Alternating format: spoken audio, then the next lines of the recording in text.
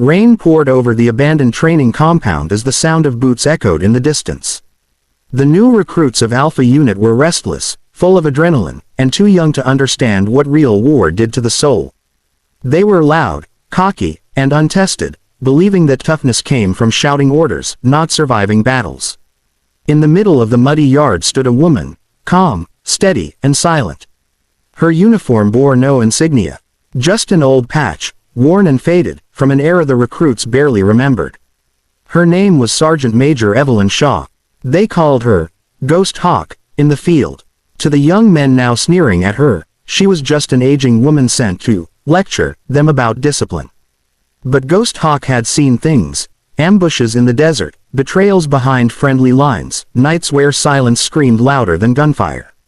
She had buried brothers and enemies in the same dirt, and she didn't need to prove anything anymore. Still, orders were orders.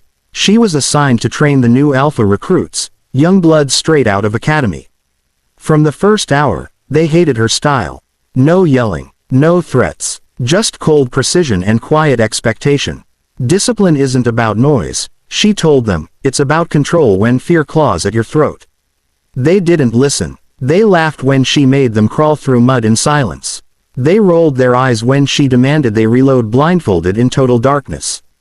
And when she asked them to fire without aiming, to trust instinct, they called her crazy.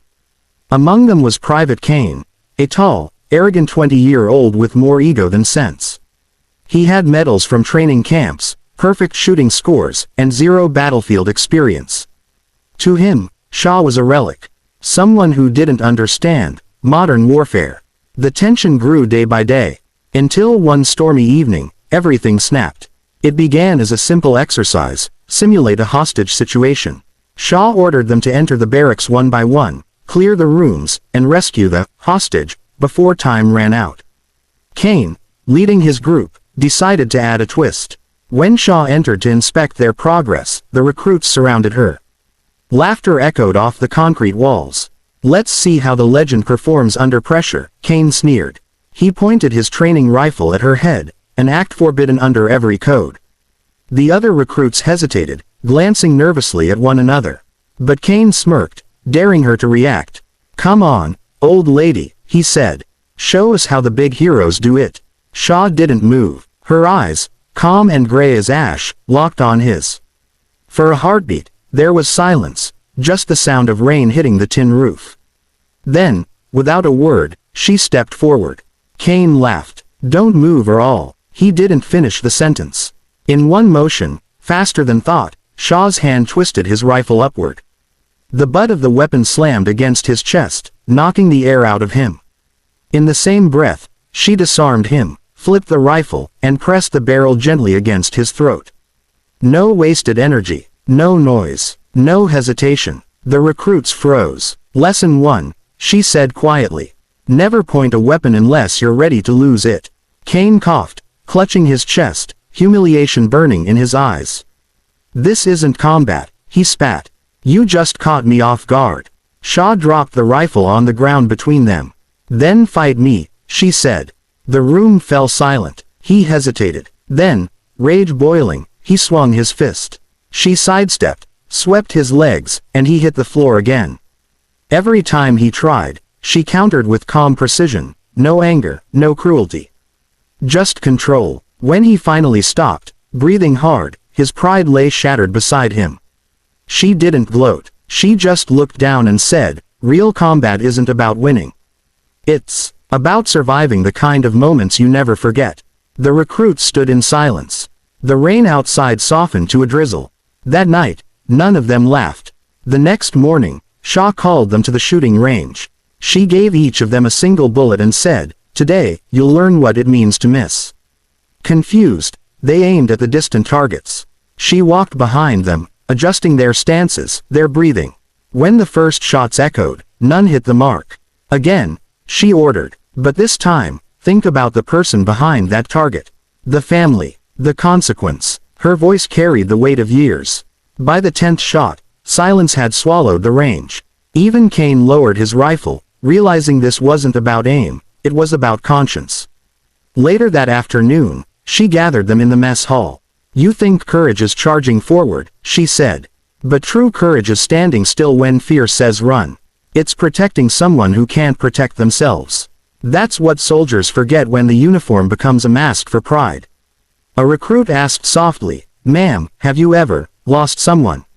Shaw's gaze turned distant. "In the desert," she said, "we lost a medic named Davis. He was 19, smart, kind, never wanted to hurt anyone. When the ambush came, he froze. I dragged him to cover, but the round found him anyway. He died holding my hand, apologizing for being scared."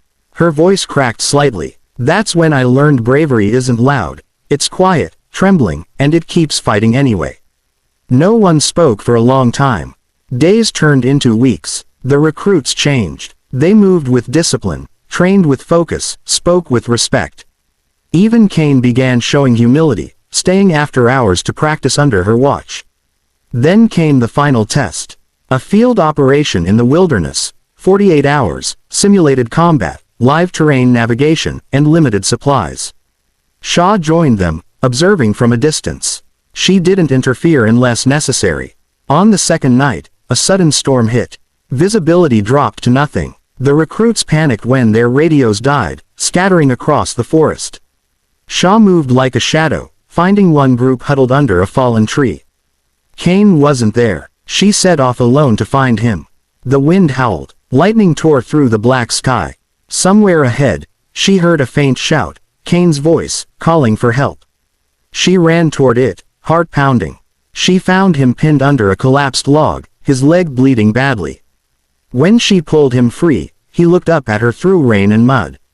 "Why'd you come back?" he whispered. "I disrespected you." Shaw tore her sleeve, bandaging his wound. "Because that's what soldiers do. We don't abandon our own." She carried him through the storm, step by step, until the rest of the team saw her silhouette through the lightning. Shaw, soaked and bleeding, carrying the same recruit who had once aimed a rifle at her skull. When they reached camp, no one spoke. Kane, barely conscious, reached for her hand. "I get it now," he murmured. "Real combat isn't about guns." She smiled faintly. "No, son, it's about the fight inside you." Weeks later, during the graduation ceremony, the recruits stood taller than ever before. Their eyes had changed. When Shaw's name was called, every one of them saluted, not because they had to, but because they wanted to. As she walked away from the compound, the setting sun caught the scars on her hands. Her mission was done, not to teach them how to shoot, but how to be human under fire. Behind her, Kane's voice carried on the wind. "Ma'am, thank you for showing us what real combat looks like." Shaw didn't turn around. She just kept walking, boots splashing in the mud, fading into the storm like a ghost who had finally found peace.